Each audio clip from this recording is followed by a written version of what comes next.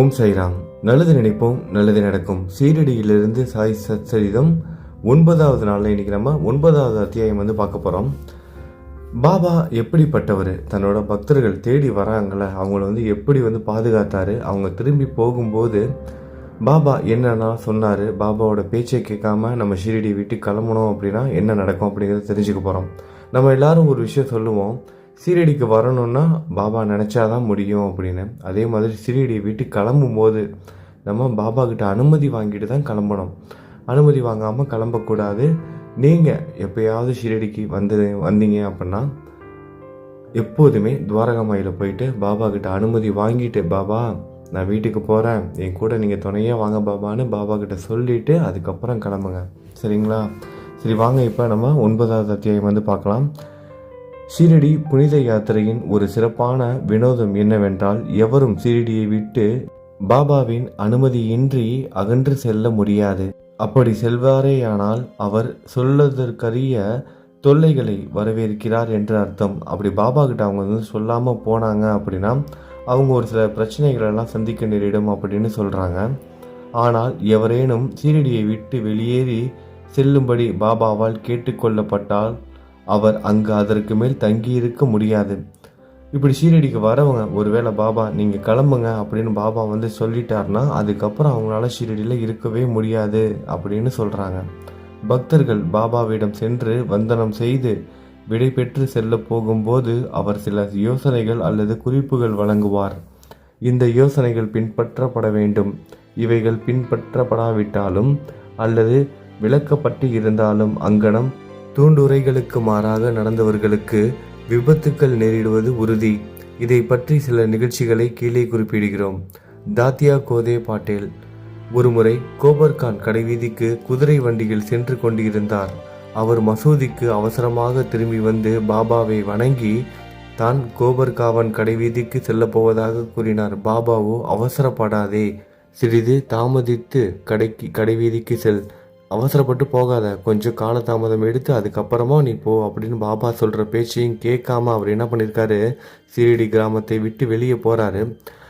ஆனால் அவர் போவதற்கு அவருடைய வேகத்தை கண்ட பாபா, இப்படி நம்ம பேச்சை கூட கேட்காம இவன் போகிறானே, இவ்வளோ வேகமாக போகிறானே அப்படின்னு அதை பார்த்த பாபா என்ன பண்ணுறாரு, சாமாவை கூப்பிட்டு, ஷாமா நீ தாத்தியா பாட்டில் கூட நீ கூட போ, அவன் ரொம்ப அவசரமாக போகிறான், நான் கொஞ்ச நேரம் இருந்துட்டு போன்னு சொன்னால் கேட்க மாட்டேங்கிறான், நீ கூட போன்னு சொல்லி அனுப்பி வைக்கிறாரு. தாத்தியா கோதே பாட்டில்கிட்டையும் சொல்கிறாரு, நீ ஷாமாவை கூட கூட்டிகிட்டு போ அப்படின்னு சொல்கிறாரு. ஆனால் இதையும் காதில் வாங்காமல் இவர் என்ன பண்ணுறாரு, உதாசீனப்படுத்திட்டு கிளம்பி போகிறாரு. இதெல்லாம் பொருட்படுத்தலை, பாபாவோட பேச்சை பொருட்படுத்தாமல் அவர் பாட்டு கிளம்பி போகிறாரு. குதிரை வண்டியில் தான் போகிறாரு. அந்த குதிரை வண்டியை ஓட்டிகிட்டு போகும்போது அந்த குதிரை பார்த்திங்கன்னா ரொம்ப இருப்பு கொள்ளாமல் இருக்குது, ரொம்ப ஆக்ரோஷமான குதிரையாக இருக்குது. அது தாறு மாறாக ஓட ஆரம்பித்து அந்த குதிரைக்கு என்னாகுது, இடுப்பில் சுளுக்கு ஏற்பட்டு அந்த குதிரை கீழே விழுக ஆரம்பிக்குது. கீழே விழுந்துருது. கீழே விழுகவும் தாத்தியா அவரும் கீழே விழுந்துறாரு. நல்ல வேலையாக அவருக்கு பெரிய அளவில் காயம் ஏற்படலை. அப்போ சாய்பாபாவின் உத்தரவை நினைவில் கொள்கிறாரு. பாபா நம்மளை அப்பயே கண்டிச்சாரே, கொஞ்ச நேரம் நின்றுட்டு போன்னு சொன்னார், நம்ம தான் கேட்காம கிளம்பிட்டோம். அது மட்டும் இல்லாமல் ஷாமாவையாவது கூட கூட்டிகிட்டு போன்னு சொன்னார், அதையே நம்ம பொருட்படுத்தாமல் வந்துட்டோம். அதனால தான் இந்த மாதிரி ஆகிடுச்சு அப்படிங்கிறத அவர் உணர்றாரு. அந்த டைமில் மீண்டும் இதே மாதிரி ஒரு முறை நடந்திருக்கு. கோல்கார் அப்படிங்கிற ஒரு கிராமத்துக்கு போகும்போது இதே மாதிரி பாபா தடுத்து பண்ணியிருக்காரு. அப்பையும் இவர் பொருட்படுத்தாமல் போயிருக்காரு. அதே மாதிரி ஒரு அசௌகரியத்தை உணர்றாரு. ஒரு விபத்தினில் மாட்டிக்கிறாரு. நல்லபடியாக தப்பிச்சிடுறாரு. அது மட்டும் இல்லாமல் இன்னொரு விஷயமும் நடந்திருக்கு. ஐரோப்பிய பெருந்தகை ஷீரடிக்கு ஒரு முறை ஒரு ஐரோப்பிய பெருந்தகை ஏதோ ஒரு குறிக்கோளுடன் நானா சாஹிப்பின் அறிமுக குறிப்புடன் வந்தார். ஒரு கூடாரத்தில் சௌகரியமாக தங்க வைக்கப்பட்டார். அவர் பாபாவின் முன் மண்டியிட்டு பாபாவின் கையை முத்தமிட விரும்பினார். எனவே அவர் 3 முறை மசூதிக்குள் நுழைய முயன்றார். ஆனால் அவர் அப்படி செய்வதை பாபா தடுத்து விட்டார். கீழேயுள்ள திறந்தவெளி முற்றத்தில் அமர்ந்து பாபாவின் தரிசனத்தை செய்யும்படி கேட்கப்பட்டார். நமக்கு அளிக்கப்பட்ட வரவேற்பை கண்டு மகிழாத ஐரோப்பியர், பாபா இப்படி பண்ணிட்டாரு, நம்மளை ஒரு பக்கத்தில் உட்கார வச்சு அவருக்கு முத்தம் கொடுக்கணும்னு நினச்சேன் கையில், ஆனால் அது எல்லாத்தையும் அவர் தடுத்து நிப்பாட்டி நம்மளை தள்ளி உட்கார வச்சுட்டாரு. அதனால் அவர் கொஞ்சம் மனம் வருத்தப்படுறாரு. பாபா நம்மளை இப்படி பண்ணிட்டாரே, நம்ம இவ்வளோ தூரத்துலேருந்து வரோம், இங்கே உட்கார வச்சுட்டாரேன்னு சொல்லிட்டு அவர் வருத்தப்படுறாரு. ஆனால் பாபா எது பண்ணாலும் ஏதாவது ஒரு காரணம் இருக்கும்ல, ஆனால் அவருக்கு அது புரியல. ஷிரடியை விட்டு உடனே அவர் வந்து புறப்பட்டு போகணும் அப்படின்னு நினைக்கிறாரு. ஏன்னா அந்த பாபா வந்து நம்மளை வந்து தகுந்த மரியாதை வந்து கொடுக்கல, நம்ம அவர் மேலே இவ்வளோ அன்போடு அவர் பக்கத்தில் வந்து உட்காரணும்னு நினைக்கிறேன், ஆனால் அவர் அனுமதி கொடுக்கல. அப்படிங்கிறதுனால கொஞ்சம் கோவப்பட்டு என்ன பண்ணுறாரு, உடனே கிளம்பணும்னு விருப்பப்படுறாரு, ஊரை விட்டு போகணும்னு விருப்பப்படுறாரு. ஆனால் பாபா என்ன சொல்கிறாரு, நீ அவசரப்படாத, நீ இங்கே இரு, அப்புறமா போய்க்கலாம், இப்போதைக்கு நீ போக வேணான்னு சொல்கிறாரு. ஆனால் அந்த பேச்சையும் கேட்காம அவர் என்ன பண்ணுறாரு, பாபாவோட அறிவுரையை கேட்காம பொருட்படுத்தாமல் என்ன பண்ணுறாரு, கிளம்பி போகிறாரு, குதிரை வண்டியில் போகிறாரு, ஷிரடியை விட்டு புறப்படுகிறார். அவர் புறப்பட்டு ஷீரடியில் குதிரை வண்டியில் போயிட்டு இருக்கும்போது ஷீரடி கிராமம் அந்த எல்லை பகுதி வரைக்கும் அந்த குதிரைகள் வந்து ஒழுங்காக தான் போயிட்டு இருக்கு. அந்த எல்லையை தாண்டினதுக்கப்புறம் ஷாவ்லி விஹீர் கிராமத்தை தாண்டியதும் எதிரில் ஒரு சைக்கிள் வந்தது. ஒரு சைக்கிள் எதிரில் வந்திருக்கு. அதை பார்த்து இந்த குதிரைகள் என்ன ஆச்சு, மிரண்டு போய் வேகமாக வந்து ஓடி இருக்கு. அதில் அந்த வண்டி வந்து தலைகீழாக கவிழ்ந்து அந்த பெருந்தகை, அந்த ஐரோப்பாவிலேருந்து வந்தார்ல அந்த பெருந்தகை என்ன ஆயிருக்காரு, கொஞ்சம் நேரம் கொஞ்சம் தூரத்துக்கு அந்த குதிரை வண்டி அவருடைய தரையில் போட்டுக்கிட்டே இழுத்துக்கிட்டே போயிருக்கு. தலை குப்பர் அந்த வண்டி விழுந்ததோடு மட்டும் இல்லாமல் இவரும் தரையில் அப்படியே தேஞ்சிக்கிட்டே போயிருக்காரு. நல்ல காயங்கள்லாம் ஏற்பட்டிருக்கு.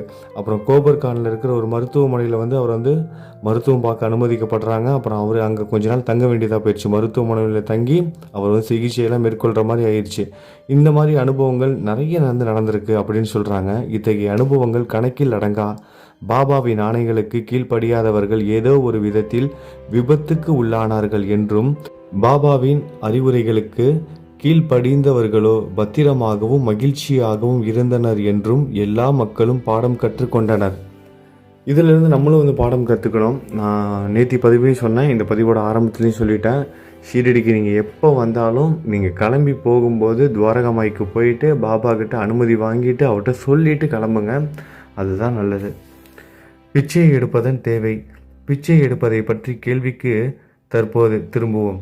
பாபா உண்மையிலேயே அத்தகைய பெரிய சிறப்புடையவராக கடவுளாக இருந்தால் தமது வாழ்நாள் முழுக்க பிச்சை எடுக்கும் வழக்கத்தை அவர் ஏன் மேற்கொண்டவராய் இருக்க வேண்டும் என்னும் கேள்வி சிலரது உள்ளத்தில் எழக்கூடும். இக்கேள்வி 2 நோக்கு நிலைகளில் கருதப்பட்டு விடையெடுக்கப்படலாம். பிச்சை எடுத்து வாழ்வதற்கு உரிமையுள்ள தகுதியான மக்கள் யார்? வம்சாவிருத்தி, செல்வம், புகழ் இம்மூன்று முக்கிய ஆசைகளையும் துறந்து துறவை மேற்கொள்பவர்களே பிச்சை எடுத்து வாழ தகுதியுடையவர் என்று நமது சாஸ்திரங்கள் பகிர்கின்றன.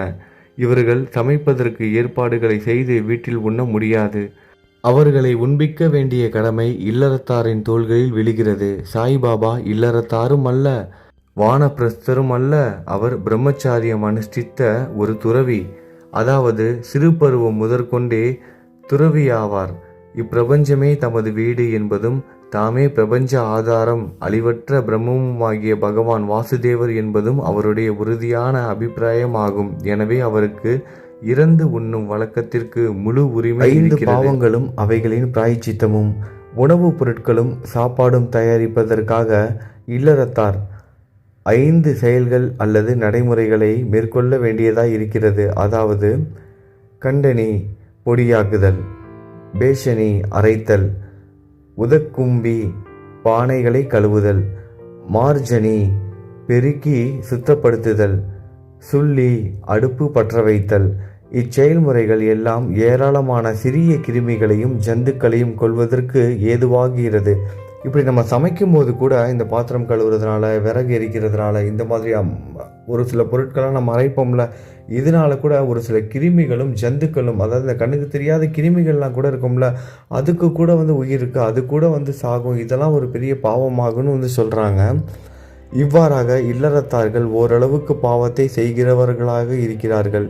இப்பாவத்துக்கு பரிகாரமாக நமது சாஸ்திரங்கள் 6 வகையான தியாகங்களை செய்ய பகிர்கின்றன. பிரம்ம யஜ்ஞம் அல்லது பிரம்மத்துக்கு சமர்ப்பித்தல், வேத அத்தியனம் அல்லது வேத பாராயணம், பித்ரு யஜ்ஞம் மூதாதையர்களுக்கு சமர்ப்பித்தல், தேவ யஜ்ஞம் தேவதைகளுக்கு சமர்ப்பித்தல், பூத யஜ்ஞம் ஜந்துக்களுக்கு சமர்ப்பித்தல், மனுஷிய அதிதி யஜ்ஞம் மனிதர்களுக்கும் அழைக்கப்படாத விருந்தாளிகளுக்கும் சமர்ப்பித்தல். சாஸ்திரப்படி இந்த தியாகங்களை முறையாக அனுசரித்தால் மன தூய்மை பெற்று ஞானமும் தன்னையுணர்தலையும் பெற உதவும். பாபா வீட்டுக்கு வீடு சென்றதன் மூலம் இல்லறத்தார்களுக்கு அவர்களின் புனித கடமையை ஞாபகப்படுத்தினார். பாபாவால் தங்கள் வீட்டிலேயே இங்கனம் பாடம் கற்பிக்கப்பட்டவர்கள் பேறு பெற்ற மக்கள் ஆவார்கள். பக்தர்களின் அனுபவங்கள். இன்னும் அதிக விறுவிறுப்பான விஷயத்துக்கு தற்போது திரும்புவோம். கிருஷ்ண பரமாத்மா பகவத்கீதையில் அன்புடனும் பக்தியுடனும் யாரொருவர் எனக்கு இலை, மலர், பழம் அல்லது நீரை சமர்ப்பிக்கிறாரோ அந்த தூய்மையான தன்னடக்கமுடையவருடைய அன்பு காணிக்கையானது ஆர்வத்துடனும் தாமதமின்றியும் என்னால் ஏற்றுக்கொள்ளப்படுகிறது என்று கூறியிருக்கிறார்.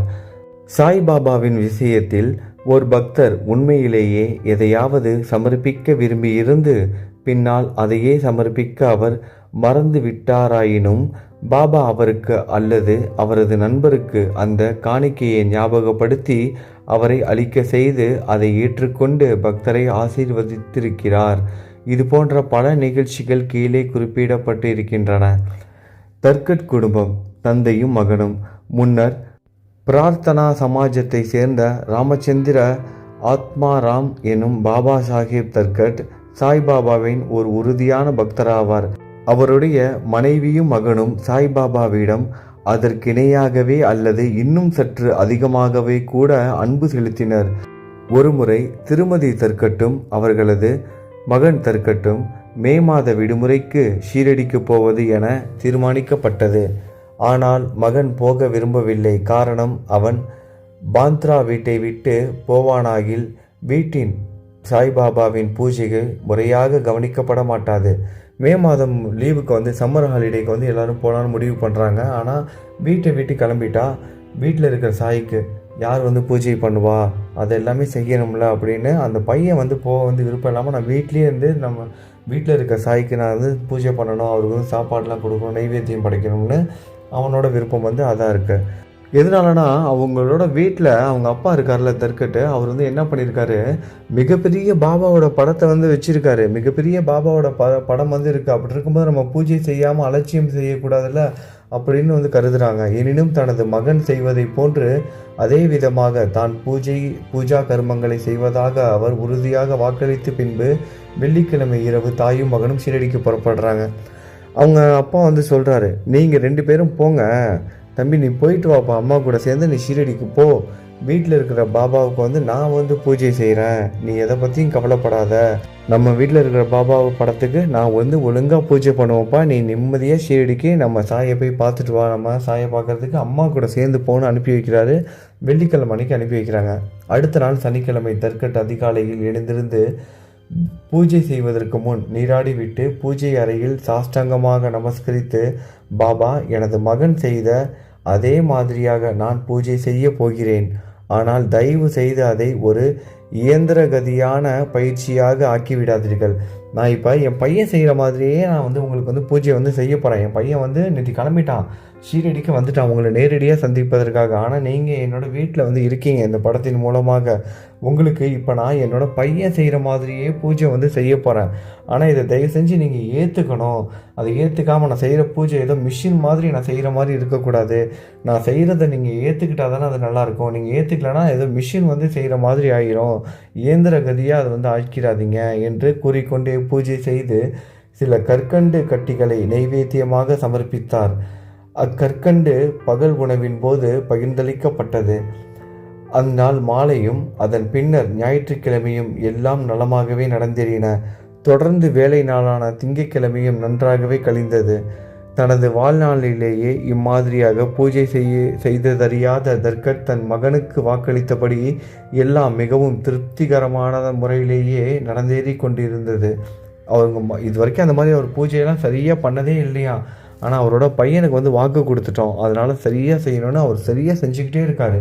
இப்படியே போயிட்டு இருக்கும்போது அவர் தனக்குள்ள ஒரு நம்பிக்கையும் அவருக்கு வருது. சரி, நம்ம ஒழுங்காக செய்ய ஆரம்பிச்சிட்டோம்னு பெருமளவு நம்பிக்கையும் கொள்கிறாரு. அடுத்த நாளான செவ்வாய் என்று வழக்கம் போல் காலையில் பூஜை நிகழ்த்திய பின் தனது வேலைக்கு சென்றார். மதியம் வீட்டிற்கு உணவு பரிமாறப்பட்ட போது பகிர்ந்து கொள்ள கற்கண்டு பிரசாதம் இல்லாததை கண்டார். அவர் தமது சமையலறைக்காரனை விசாரித்ததில் காலையில் எவ்வித நைவேத்தியம் செய்யப்படவில்லை என்று அறிந்தார். அதுக்கப்புறம் தான் தெரியுது, காலையில் எந்த நைவேத்தியமும் நம்ம வீட்டில் சமைக்கவே இல்லை அப்படிங்கிறத தெரிஞ்சுக்கிறாரு. அவர் சமையல்காரனை கூப்பிட்டு அவன் சொன்னதுக்கப்புறம் தெரிஞ்சுக்கிறாரு. பூஜையின் அந்த அம்சத்தை நிகழ்த்த அவர் அடியோடு மறந்து விட்டிருந்தார். இது குறித்து தனது இருக்கையை விட்டு எழுந்திருந்து பூஜை அறையில் விழுந்து வணங்கி தமது தவறுதலுக்காக வருத்தம் தெரிவித்து, அவருக்கு அப்போ தான் தெரியுது காலைல பூஜை பண்ணியிருக்கோம், ஆனால் நெய்வேத்தியமே வைக்காமல் நம்ம பூஜை பண்ணிட்டோம். அது மதியம் அவர் சாப்பாட்டுக்கு வரும்போது தான் தெரியுது. பாபா கிட்ட போயிட்டு பூஜை அறையில் போயிட்டு தன்னோட தப்பை சொல்லி அவர் மன்னிப்பு கேட்குறாரு. அதே நேரத்தில் இத்தகைய ஒரு சாதாரணமான நடைமுறை விஷயத்தில் வழிகாட்டாததற்காக பாபாவை அவர் கடிந்து கொண்டார். பாபா, நீங்களாவது எனக்கு சொல்லி கொடுத்துருக்கணும்ல, நான் தானே மறந்துட்டேன். இத்தனை நாளாக உங்களுக்கு காலையில் எல்லாமே நான் சரியாக பூஜை பண்ணிட்டு இருக்கேன்ல, இது ஒரு சின்ன விஷயம் தானே, நீங்களாவது எனக்கு ஞாபகப்படுத்திட்டாங்கன்னு சொல்லிட்டு பாபாவையே திட்டுறாரு. மறந்தது இவர், அதை ஞாபகப்படுத்தலையா பாபா. நம்மளாம் ஈஸியாக நம்ம கடவுளை தானே திட்டுவோம், அதே மாதிரி அவரும் பாபாவை திட்டிகிட்டு இருக்காரு. அதுக்கப்புறம் என்ன ஆகுதுன்னா, பின்னர் தனது மகனுக்கு உண்மைகளை கூறி ஒரு கடிதம் எழுதி அதை பாபாவின் பாதத்தடியில் வைத்து புறக்கணிப்பிற்காக தம்மை பொறுத்தருளவும் வேண்டுமாறு எழுதியிருந்தார். செவ்வாய்க்கிழமை மதியத்தில் பாந்த்ராவில் இது நிகழ்ந்தது.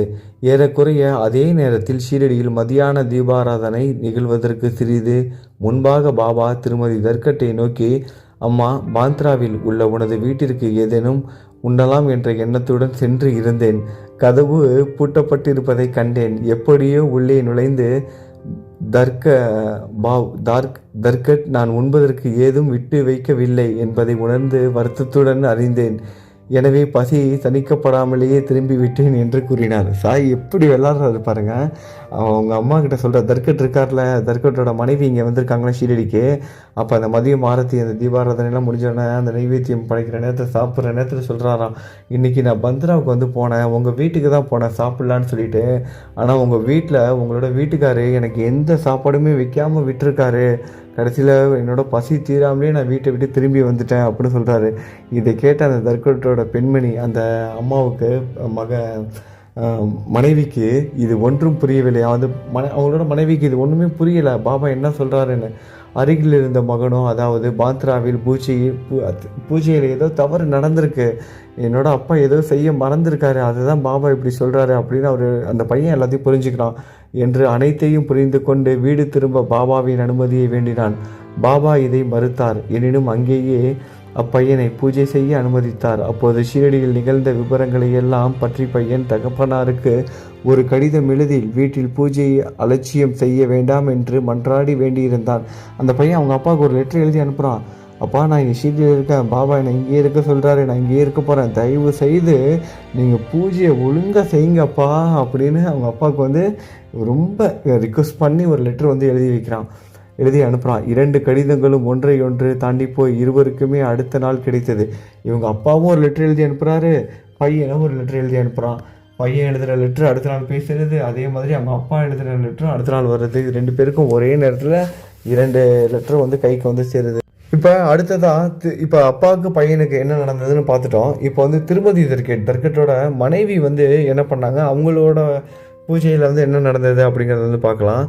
தர்கட்டோட மனைவி பாபாவுக்கு 3 பொருட்களை சமர்ப்பிக்கணும், பாபாவுக்கு கொடுக்கணும்னு விரும்புகிறாங்க. ஒன்று என்னென்னா கத்திரிக்காய் தயிர் பச்சடி, இன்னொன்று முழு கத்திரிக்காய் பொரியல், 3வது பால் பேடா. இந்த 3 பாபாவுக்கு கொடுக்கணும். பாபா அதை எப்படி ஏற்றுக்கிட்டாரு அப்படிங்கிறத பார்ப்போம். இவங்க கொடுக்கணும்னா இவங்க நேரில் போய் கொடுக்க போகிறதில்ல. இவங்க பந்த்ரா, இவங்களோட ஊரில் இவங்க வீட்டில் இருக்காங்க. அந்த வீட்டில் அவங்க இருக்கும்போது அந்த ஊரை சேர்ந்த ரகுவீர் பாஸ்கர் புரந்தரே என்பவர் ஒரு பக்தர். அவர் ஷீரடிக்கு போகிறார், பாபாவோட பக்தர். அவர் போகும்போது இவர் கொடுத்து விட்றாங்க. இப்போ நம்மலாம் கோவிலுக்கு போகும்போது காணிக்கையெல்லாம் கொடுத்து விடுவோம்ல, சாமி உண்டியலில் போட்டுருங்க, இதை சாமிக்கு கொடுங்க, அங்கேருந்து பிரசாதம் வாங்கிட்டு வாங்கன்னு இந்த மாதிரி கோவிலுக்கெல்லாம் போகிறவங்கள்ட்ட நம்ம சொல்லி அனுப்புவோம்.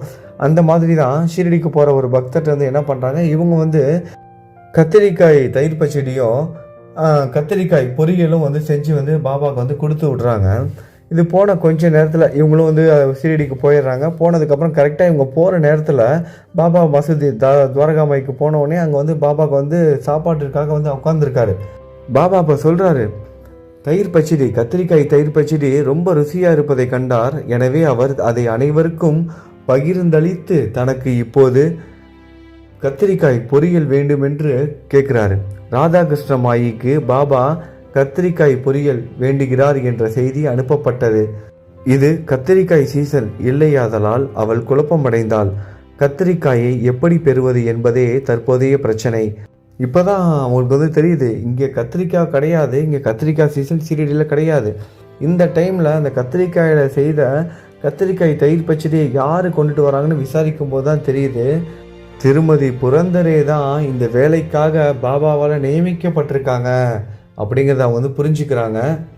அதாவது நீங்கள் ஒருத்தங்கள்ட்ட பாபாட்ட வந்து இதை கொடுத்துருங்க அப்படின்னு ஒரு காணிக்கை நீங்கள் கொடுத்து விட்டால் கூட பாபா அதை கேட்டு வாங்கிக்குவார் அப்படிங்கிறத தான் இந்த கதையின் மூலமாக நம்ம வந்து தெரிஞ்சுக்கணும். நம்ம கொடுக்குற ஒவ்வொரு காணிக்கையும் ஏதாவது ஒரு ரூபத்தில் பாபாவை போய் அடையும். அப்படி அடையலைனாலும் பாபா அதை கேட்டு வாங்கிக்குவார். பாருங்கள், 2 விஷயங்கள், 2 பொருட்கள் போயிருக்கு. ஒன்று வந்து கத்திரிக்காய் தயிர் பச்சடி. பாபா என்ன பண்ணுறாரு, அதை சாப்பிட்டுட்டு அது நல்லா இருக்குன்னு சொல்லிட்டு எல்லாருக்கும் கொடுத்தது போக அவர் கத்திரிக்காய் புரியலைங்கன்னு கேட்குறாரு. அப்போ ஒரு பக்தரோட காணிக்கை அவங்க நேர்லேயே வரலைனாலும் அவங்க கொடுத்து விட்டுருந்தா கூட அந்த காணிக்கையை கூட பாபா வந்து எப்படி ஏற்றுக்கிறாரு அப்படிங்கிறத நம்ம புரிஞ்சிக்க முடியுது. யார் கொடுக்குறா, என்ன கொடுக்குறாங்கங்கிறதெல்லாம் முக்கியம் கிடையாது. எந்த உள்ளத்தோடு கொடுக்குறாங்க, நம்பிக்கையோடு கொடுக்குறாங்களா, அன்போடு கொடுக்குறாங்களா, பக்தியோடு கொடுக்குறாங்களா, அதுதான் அங்கே தேவை. இவங்க அந்த சமூகம், இந்த சமூகம், மேலே கீழே, பணக்காரங்க, வசதியானவங்க, கஷ்டப்படுறவங்க, அவங்க இவங்கன்னு எந்த ஒரு பாகுபாடும் கிடையாது. பக்தி, யாரோட பக்தி உண்மையாக இருக்கோ அவங்க கொடுக்குற காணிக்கை பாபா நிச்சயமாக ஏற்றுக்குவார். அவங்க நேரில் வரலைனாலும் ஏதாவது ஒரு ரூபத்தில் பாபாவை போய் அவங்களோட காணிக்கையை வந்து பாபா ஏற்றுக்குவார். இந்த நிகழ்ச்சியின் மூலமாக அங்கே இருக்கிறவங்களாம் வியந்து போகிறாங்க. பாபா ஷீரடியில் இருந்துட்டு வேற ஒரு ஊர்லேருந்து ஒரு பக்தை கொடுத்து விட்ட உணவை எப்படி அவர் தெரிஞ்சு வச்சிருக்காரு. அவர் அந்த சர்வ வியாபியாக வந்திருக்காருல, அதை நினச்சி எல்லாரும் வியந்து போகிறாங்க. 1915 வருடம் டிசம்பர் மாதத்தில் கோவிந்த் பலராம் மான்கர் என்பவன் தனது தந்தையின் திவசங்களை செய்வதற்காக ஷீரடிக்கு செல்ல விரும்பினான்.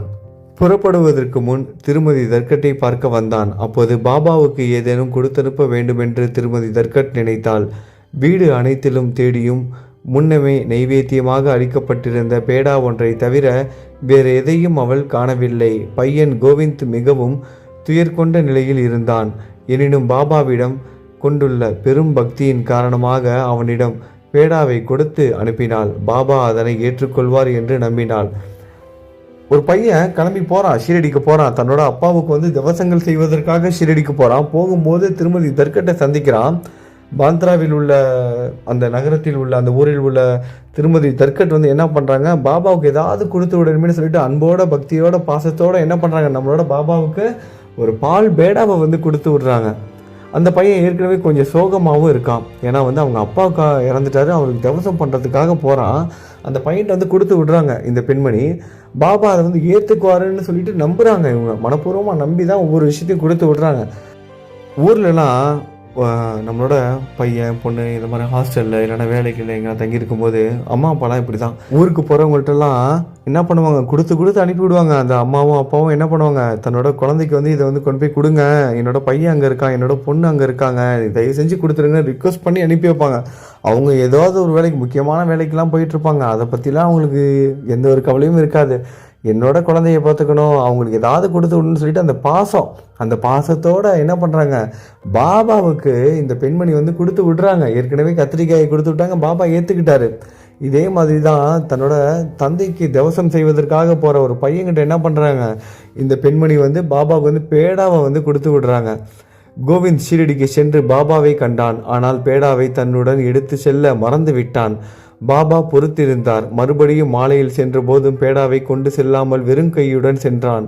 பாபா இதற்கு மேல் பொறுக்க இயலாதவராய், எனக்கு நீ என்ன கொண்டு வந்து இருக்கிறாய் என்று கேட்டார். ஒன்றுமில்லை என பதில் வந்தது. மீண்டும் பாபா அவனை கேட்டார். அதே பதில்தான் அளிக்கப்பட்டது. பின்னர் பாபா, நீ புறப்படும் போது அம்மா உன்னிடம் எனக்காக இனிப்பு பலகாரம் கொடுக்கவில்லையா என்ற குறிப்பான வினா ஒன்று கேட்டார். பாபா அதுக்கு முன்னாடி சும்மா மொட்டையாக கேட்குறாரு, நீ எனக்காக என்ன கொண்டுட்டு வந்தேன்னு கேட்குறாரு. ஒன்று கொண்டு வரலைங்கிறான். திரும்பவும் மாலை நேரத்தில் சந்திக்கும் போதும் பாபா அதையே கேட்குறாரு. அப்பையும் அவன் அதையே சொல்கிறான். அதுக்கு மேலே பாபாவுக்கு வந்து பொறுமையே இல்லை. ஏன்னா தன்னோட பக்தர் தன்னோட அன்பு, தன் மீது அன்பு கொண்டு ஒருத்தங்க வந்து இதை கொடுத்து விட்டுருக்காங்க. அது நமக்கு வந்து வரணும், அதை நம்ம ஏற்றுக்கணும். அப்போ தான் அந்த அன்புக்கு வந்து ஒரு மரியாதை கொடுத்த மாதிரி இருக்கும். அதை வந்து உணர்ந்த பாபா என்ன பண்ணுறாரு, இது எனக்கு வேணும், என்னோட பக்தி எனக்கு கொடுத்து விட்டுருக்கா, அதை நான் எப்படியாவது கேட்டு வாங்குவேன்னு சொல்லிட்டு கொஞ்சம் கூட சங்கடப்படாமல் பாபா வந்து என்ன பண்ணுறாரு, ஓப்பனாகவே கேட்குறாரு. அம்மா உன்கிட்ட வந்து நீ புறப்படும் போது எதுவுமே பலகாரம் எதுவும் கொடுத்து விடலையா எனக்காக அப்படின்னு ஓப்பனாகவே கேட்குறாரு என்ற குறிப்பான வினா ஒன்று கேட்டார். உடனே பையனுக்கு எல்லாம் நினைவு வந்தது. வெட்கமடைந்து பாபாவிடம் தன்னை மன்னிக்க வேண்டி கொண்டு தான் இருந்த இடத்திலிருந்து ஓடி போய் பேடாவை கொண்டு வந்து தான் தங்கியிருப்பார்ல, இந்த ரூம்லலாம் தங்கியிருந்திருப்பாங்களே, அந்த தங்கியிருந்த இடத்துல இருந்து போய் குடுன்னு ஓடி போகிறான் அந்த பையன். ஓடி போய் பாபாவுக்கு தர்கட்டோட மனைவி கொடுத்து விட்டாங்களே அந்த பால் பேடாவை எடுத்துகிட்டு வந்து பாபா கிட்ட வந்து கொடுக்குறாங்க. கையில் அதை பெற்ற உடனேயே பாபா வாயிலிட்டு பேராவலுடன் விழுங்கி கொண்டார். பாபா ரொம்ப ருசிச்சு சாப்பிட்றாராம், ரொம்ப ஆர்வமாக சாப்பிட்றாராம். இவ்வாறாக திருமதி தர்கட்டின் பக்தி கண்டுணரப்பட்டு ஏற்றுக்கொள்ளப்பட்டது. மனிதர் எவ்விதம் என்னை நம்புகிறார்களோ அவ்விதமே நான் அவர்களை ஏற்றுக்கொள்கிறேன். பாபா எவ்வாறு திருப்தியுடன் உண்பிக்கப்பட்டார். ஒருமுறை திருமதி தர்கட் ஷீரடியில் ஒரு குறிப்பிட்ட வீட்டில் தங்கியிருந்தார். மதிய உணவு தயாராகி பதார்த்தங்கள் பரிமாறப்படும் போது பசியுள்ள ஒரு நாய் அங்கு வந்து குறைக்கத் தொடங்கியது. திருமதி தர்கட் உடனே எழுந்திருந்து ஒரு ரொட்டி துண்டை விட்டெறியவும் அது மிகுந்த சுவையுணர்வோடு அதை கவ்வி விரைவாக விழுங்கிவிட்டது. பிற்பகல் அவள் மசூதிக்கு சென்று சிறிது தூரத்தில் அமர்ந்தபோது சாய்பாபா அவளிடம், அம்மா, நான் பெருமளவு திருப்தியுறும் வகையில் எனது பிராணன்கள் யாவும் நிறைவு பெற்றன. இவ்விதமாக எப்போதுமே நடப்பாயாக. இது உன்னை நன்னிலையில் வைக்கும். இம்மசூதியில் அமர்ந்து கொண்டு பொய் பேசவே மாட்டேன். என்னிடம் இவ்விதமாக இரக்கம் கொள்வாய். ஒரு நாய்க்கு நீ சாப்பாடு போடுறத பாபா எப்படி சொல்லியிருக்காரு பாருங்க. நீ இந்த மாதிரி என் மேலே எப்போதும் இரக்கம் கொள்ளு. அந்த ஒரு வீட்டுக்கு வந்த நாய்க்கு நீ ஒரு பிஸ்கட் போட்ட பார்த்தியா, அது வேற யாரும் இல்லை, நான் தான். நீ இதே மாதிரி என் மேலே எப்போதும் இரக்கமாக இரு அப்படின்னு சொல்கிறாரு. இது மூலமாக நம்ம எல்லாரும் தெரிஞ்சுக்கணும், பாபா அனைத்து ஜீவராசிகளுக்குள்ளேயும் இருக்காரு. அனைத்து ஜீவராசிகள் மேலேயும் நம்ம வந்து இரக்கமாக இருக்கணும் அப்படிங்கிறத இன்னைக்கு நல்லா நம்ம வந்து புரிஞ்சுக்கணும். முதலில் பசியாய் இருப்போருக்கு உணவு கொடுத்த பின் நீ உண்பாயாக. இதை நன்றாக கவனித்துக்கொள் என்று கூறினார். முதலில் அவளால் அதன் பொருளை உணர இயலவில்லை. எனவே அவள், எங்கனம் நான் உங்களுக்கு உணவு அளித்திருக்க முடியும்? நானே உணவுக்கு மற்றவர்களை சார்ந்து பணம் கொடுத்து சாப்பிட்டு கொண்டிருக்கிறேன். நானே இங்கே வந்து தங்கியிருக்கேன். இங்கே எனக்கு வந்து சமைக்கிறதுக்கு இதுக்கெலாம் வந்து வசதி வந்து இல்லை. நானே வெளியே தான் காசு கொடுத்து வாங்கி ஹோட்டலில் சாப்பிட்டுட்ருக்கேன். அப்புறம் இருக்கும்போது நான் எப்படி உங்களுக்கு உணவு கொடுத்துருக்க முடியும்னு அந்த பெண்மணி வந்து கேட்குறா. அதாவது தர்கட் மனைவி வந்து கேட்குறாங்க. அப்போ பாபா சொல்கிறாங்க, இதற்கு பாபா, அந்த கவர்ச்சி மிகு அந்த அழகான ரொட்டி துண்டை உண்டு நான் மனப்பூர்வமாக திருப்தி அடைந்தேன்.